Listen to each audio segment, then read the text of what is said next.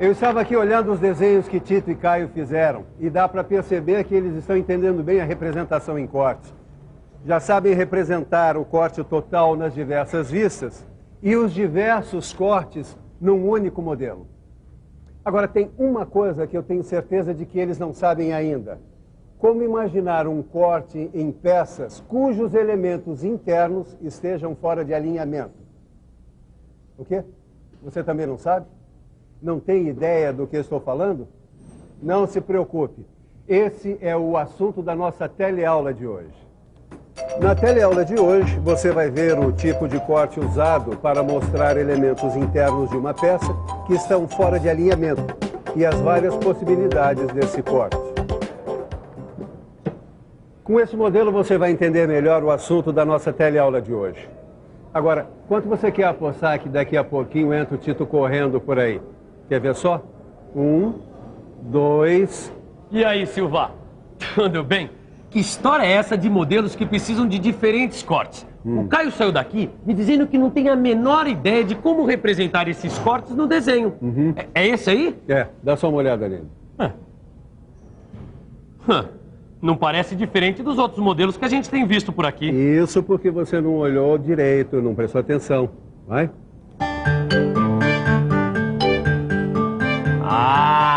Agora eu sei qual a dificuldade de representar o corte dessa peça. É? Então diga, o que foi que você viu? Bom, essa peça aqui tem 3 elementos internos. Um furo retangular e 2 furos redondos. O problema é que os furos redondos não estão alinhados com o furo retangular. Então como você imaginaria um corte nessa peça? Vamos pensar um pouco? Vamos pensar um pouco.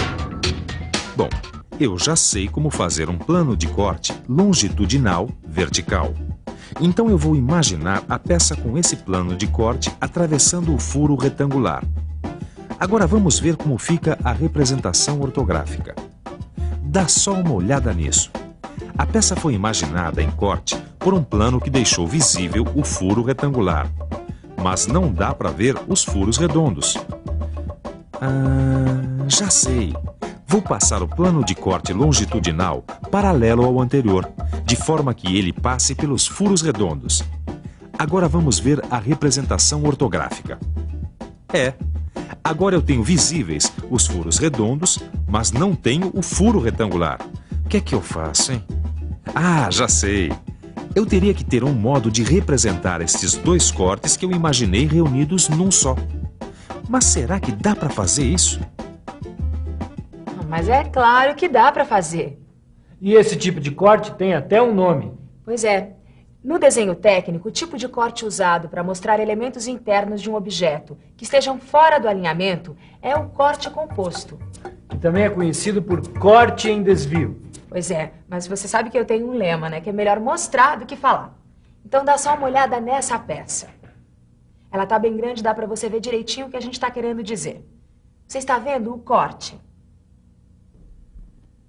Olha só porque o corte composto permite analisar todos os elementos internos desse modelo. É porque ele permite representar numa mesma vista elementos situados em diferentes planos de corte. Esse é um corte composto por planos paralelos.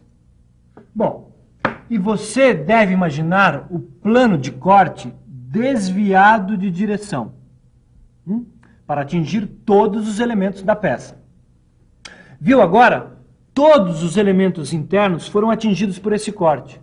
Os furos redondos e o furo retangular. Viu? Nada é melhor do que mostrar. Mas tem um problema. Miguel, você tem um desenho da vista frontal em corte dessa peça? Eu tenho. Tá aqui, ó. Dá para ver todos os elementos na representação em corte. Os 2 furos redondos e no meio o furo retangular. Mas se você observar a vista frontal isoladamente, não vai conseguir identificar os locais por onde passaram os planos de corte. Então, você deve examinar a vista onde é representada a indicação de plano de corte. Espera um pouco. Eu vou mostrar aqui. Observe que o corte é indicado pela linha traço e ponto na vista superior. Os traços são largos nas extremidades e quando indicam mudanças de direção dos planos de corte. O nome do corte é indicado por 2 letras maiúsculas. Na extremidade da linha traço e ponto, e as setas indicam a direção em que o observador imaginou o corte. Ah, então isso é que é corte composto? Isso. Repare que a vista lateral não foi representada. Muitas vezes você vai encontrar situações onde apenas 2 vistas são suficientes para representar as peças ou modelos. Agora repare aqui. Você pode ver a vista frontal com os elementos internos da peça e a vista superior com a indicação do plano de corte. Legal, Ananias. Agora eu entendi bem esse corte composto por planos paralelos. Agora, olha, eu tô com essa peça aqui que o Silva me emprestou e eu não tô conseguindo imaginar um corte aqui. Deixa eu ver. Não é tão complicado assim. O que acontece é que na outra peça você tinha 2 planos e aqui você tem 3. Olha só. Tem o plano para representar esse furo com o rebaixo. Um para representar o furo passante e um outro para representar o rasgo arredondado. E como é que eu faço para imaginar um corte com 3 planos? É simples. O plano de corte tem que se desviar mais de uma vez para atingir todos os elementos que interessa mostrar. Veja, na vista superior pode-se ver claramente a indicação do plano de corte AA. Ele passa pelo furo rebaixado, vai até o furo passante e depois até o rasgo arredondado. Agora dá só uma olhadinha na vista frontal. O que é que você vê? Todos os elementos estão visíveis, embora estejam em diferentes planos, como se vê indicado na vista superior. Quer dizer então que o corte pode ser composto por mais de 2 planos de corte paralelos? Exatamente. Ah, agora eu tô por dentro dessa história de corte composto. Amanhã o Silva não vai acreditar. Aí é que você se engana. Como? Tem mais? Dá uma olhada nessa peça. É uma flange. Como você pode imaginar um corte nessa flange para mostrar todos os elementos internos? Essa tá difícil. Tem 3 furos passantes. Bom, acho que não dá para imaginar um corte composto por planos paralelos, não.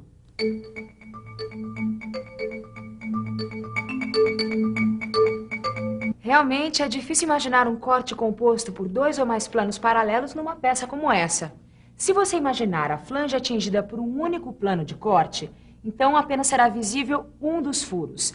Se você quiser mostrar o outro furo, terá que imaginar a flange atingida por 2 planos concorrentes. Planos concorrentes são 2 planos que se cruzam. Dá uma olhada. Essas setas aqui. P1 indica um plano, P2 outro plano. Eles são concorrentes e, ao contrário dos planos paralelos, eles se cruzam para mostrar os elementos internos. Esse desenho que você viu, a vista que deve ser representada em corte é a vista frontal, porque o observador está imaginando o corte de frente. Para representar os elementos na vista frontal em verdadeira grandeza, você deve imaginar que um dos planos de corte sofreu um movimento de rotação, de modo a coincidir com o outro plano. Agora dá uma olhada nas vistas ortográficas depois da rotação do elemento e a aplicação do corte. Olha aqui, ó. Na vista frontal, todos os elementos são visíveis e aparentam estar no mesmo plano. Mas preste atenção aqui na vista superior. Aqui os elementos são apresentados sem rotação, na sua posição real. Nesta vista fica bem visível que este corte é composto por 2 planos concorrentes. Agora deu para entender bem o que é um corte composto. Realmente, ele facilita muito na hora de analisar os elementos internos da peça, principalmente quando esses estão em planos diferentes. E tem um outro tipo de corte composto que eu queria te mostrar. Mais um?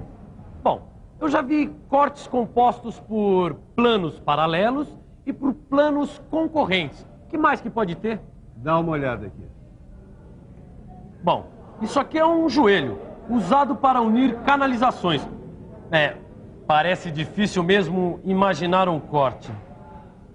Que tipo de corte eu usaria aqui?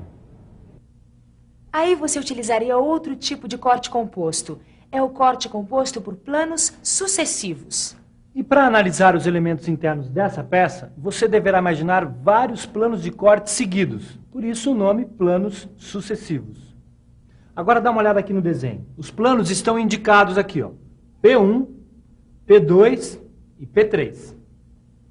E aqui, a representação da peça já em corte. Esse corte foi imaginado observando-se a peça de frente. Por isso, a vista representada deve ser a vista frontal. Miguel, você tem aí um desenho com as vistas frontal e superior desse corte? Não tem, mas é para já. Observe as vistas ortográficas. Primeiro, a vista frontal. Nesta vista, as partes maciças atingidas pelo corte vão ser achuradas. Na vista superior, os planos de corte sucessivos são representados pela linha de corte. A linha traço e ponto, que indica o local por onde passam os planos de corte, é formada por traços largos nas extremidades e no encontro de dois planos sucessivos. Observe que foram utilizados 3 planos de corte sucessivos. Na verdade, são raras as peças em que se pode imaginar a aplicação desse tipo de corte. Mas é sempre bom estar preparado para interpretar cortes compostos por mais de 2 planos sucessivos quando eles aparecem no desenho técnico. E aí, tem mais algum corte escondido na manga do colete? Tem. Mas por hoje é só. É melhor a gente dar um corte e ir para a revisão. E atenção, se liga aí que é hora da revisão. Na teleaula de hoje, você viu que certos tipos de peças, por apresentarem os elementos internos fora do alinhamento, precisam de outra maneira de imaginar o corte. E que o tipo de corte utilizado nesses casos é o corte em desvio, também conhecido como corte composto. Você aprendeu também que podem haver diversos tipos de cortes compostos. Existem cortes compostos por planos paralelos e o corte composto por mais de 2 planos paralelos. E além dos cortes compostos por planos paralelos, existem também 2 outros tipos: o corte composto por planos concorrentes e o corte composto por planos sucessivos. Obrigado, Ananias. Hoje deu para aprender bastante coisa sobre cortes. É verdade, você aprendeu muita coisa sobre cortes compostos. E você também, eu espero. Mas para que esse aprendizado realmente fique bem firme, é fundamental que você exercite a sua capacidade de interpretar um desenho. Para isso, faça todos os exercícios que estão no seu livro de leitura e interpretação de desenho técnico mecânico. Até a próxima. Até a próxima.